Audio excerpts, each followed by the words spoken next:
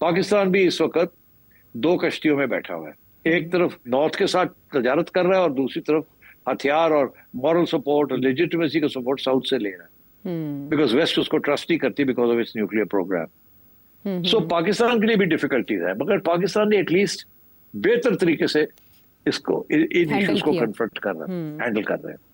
अच्छा, तो अब आपका सवाल का जवाब ये है कि साउथ वाले तो सपोर्ट नहीं करेंगे इंडिया को, बिकॉज दे रियलाइज कि इंडिया तो चला गया उधर और वो चाइना के खिलाफ अमेरिका के साथ मिलकर महाज बनाना चाह रहा है हम्म और साउथ को लीड कर रहा है चाइना इस वक्त, not Russia. China is leading the south. तो अच्छा। इसलिए साउथ तो इंडिया को ट्रस्ट नहीं करेगा। हम्म और आपने देख ही लिया ये ईरान कॉन्फ्लिक्ट इंडिया का कैसा रोल रहा है। हम्म सो इसलिए ईरान भी अब नाराज है इंडिया के साथ। हम्म इंडिया अपनी तरफ से नाराजगी इजहार कर रहा है टर्की के खिलाफ और ईरान के खिलाफ एंड सो ऑन, क्योंकि उन्होंने सपोर्ट नहीं किया ये पहलगाम इशू के ऊपर। मगर इंडिया को समझ नहीं आ रही कि वो अब जाएगा तो जाए और जाए कहाँ। हम्म इसलिए उनने सारी जो थी उनके अंडे उन्होंने अमेरिका की डोनाल्ड ट्रंप की बास्केट के अंदर रख दिए थे। मगर डोनाल्ड ट्रंप जो है वो ट्रांजैक्शनल आदमी है, वो स्ट्रेटेजिक नहीं सोचता। वो अपना सोच रहा है, वो ट्रांजैक्शंस की तरफ सोच रहा है। वो सोच रहा है कि वो किस तरीके से अपने ट्रांजैक्शंस करे with Russia, with Iran, with Pakistan. Hmm ये वो उसको इस चीज की पड़ी हुई है। वो नॉर्थ साउथ नहीं अभी देख रहा, हम्म उसको सिर्फ नॉर्थ साउथ में चाइना ही नजर आता है, उसको सारा साउथ नजर नहीं आता। और चाइना के साथ भी वो तजारत करना चाहता है, लड़ाई झगड़े नहीं करना चाहता। तो हम्म इसलिए I think this is the reason why India is being rebuffed hmm everywhere. And India ने साउथ का हिस्सा नहीं बना और नॉर्थ का हिस्सा बन नहीं सकता, हम्म बिकॉज रीजन के अंदर इंडिया को कोई मानने के लिए तैयार नहीं है। तो India has no predominant role to play in this region. Hmm यहाँ तो होता ना इस रीजन का है, हेड होता है इस रीजन का, तो फिर वो लोगों को साथ लेके चलता, तो हम्म इसकी अहमियत भी होती।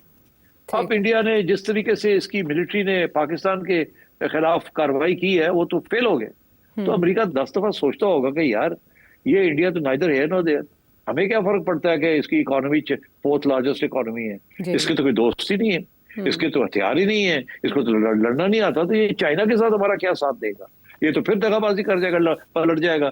बैठा तो हुआ है कॉर्ड के अंदर, हम्म मगर actually we can't trust India कि ये हमारा ठीक। साथ देगा कि नहीं देगा।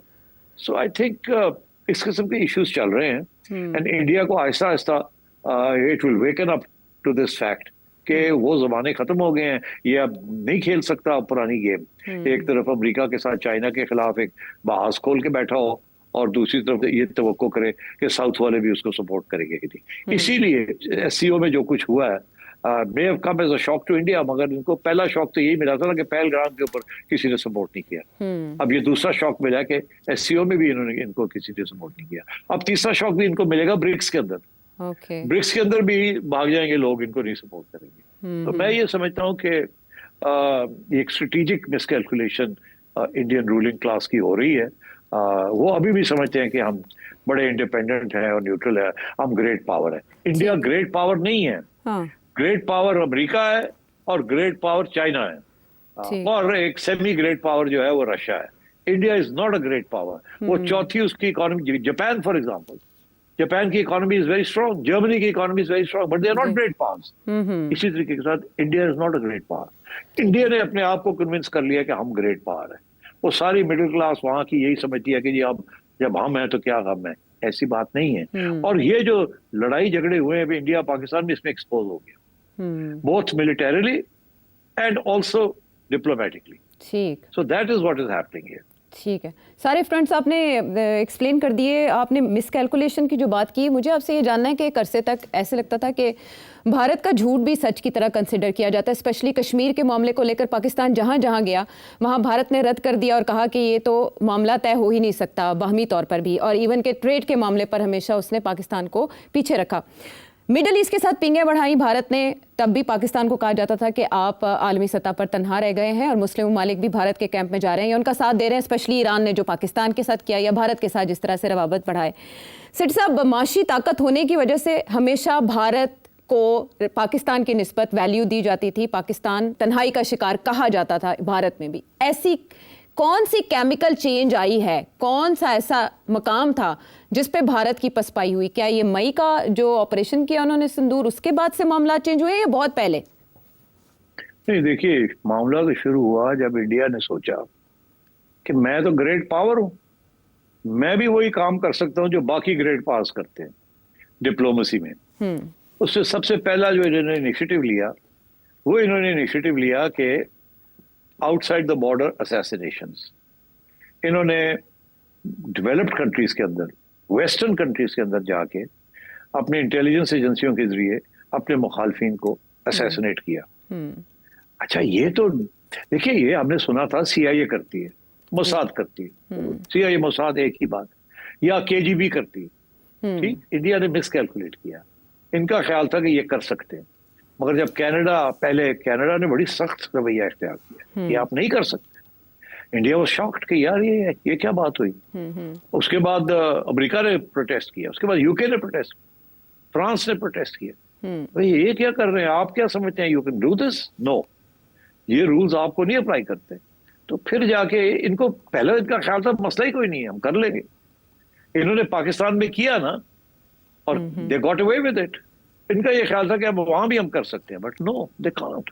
ठीक। तो आई थिंक ये पहला तो झटका ये लगा कि यार ये, मगर वो झटका बड़ा खतरनाक है ना, क्योंकि लोगों ने कहा यार ये इंडिया क्या कर रहा है, ये तो वो इंडिया नहीं है जो हम समझते थे कि इंडिया है डेमोक्रेटिक एंड पीसफुल।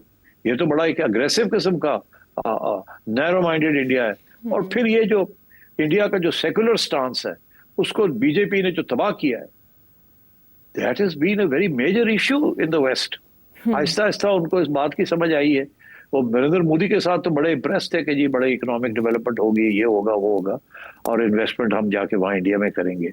मगर उसका जो हिंदुत्व का जो सारा एजेंडा है, वेस्ट डजंट लाइक दैट। इसीलिए अब कश्मीर के अंदर भी बातें शुरू हो गई थी वेस्ट के अंदर कि कश्मीर के अंदर ह्यूमन राइट्स का क्या हो रहा है। फिर ये जो माइनॉरिटीज के खिलाफ कानून बनाए हैं उन्होंने, इसके ऊपर भी बड़ी बैकलैश आई है, not just in India but outside India. वो ह्यूमन राइट्स ऑर्गेनाइजेशन जो इंडिया को हमेशा सपोर्ट करती थी, they started talking about these things. तो इंडिया एक डिल्यूजन में कि we are a great power, उस ग्रेट पावर डिल्यूजन में उन्होंने जाके ये हरकतें की है, और उसी डिल्यूजन में इन्होंने हमारे ऊपर अटैक किया है पहलगाम का। वही डिल्यूजन जो कि बैकफायर हो गया है। अब उनको जाके समझ आएगी, मगर क्या do they have the ability to review this whole thing? Narendra Modi is too far gone. वो अब उसको देखे ना, इंडिया के अंदर उसको पूछा कि यार ये अमेरिका ने हमारे साथ क्या किया, तुम तो हमें ले गए हो अमेरिका के कैंप में, तो अमेरिका तो हमें सपोर्ट नहीं कर रहा है, वो तो पाकिस्तान को सपोर्ट कर रहा है, और किसी मुल्क ने इंडिया की हिमायत नहीं की। अगर कोई हिमायत करने वाला था तो अफगानिस्तान था, वो तो उसके गले पड़ जाएगी कि एक country like Afghanistan supporting India. और इसराइल की जो लाइन पिट गई है ऑल ओवर द वर्ल्ड, इसके बहुत सीरियस रिपरकशंस हैं। तो India is still living in an earlier age. Israel के साथ सेट करके रखो, अमेरिका की गोद में बैठ जाओ और काम चल जाएगा। तो मैं समझता हूँ that's not going to happen. तो इसलिए I think we are faced with, India is faced with a serious situation, and I think India needs to review its foreign policy. मगर उनके लिए बड़े मसले हैं, वो तो अमेरिका के साथ बहुत ज्यादा कमिटेड है इस वक्त। तो दैट आंसर्स योर क्वेश्चन।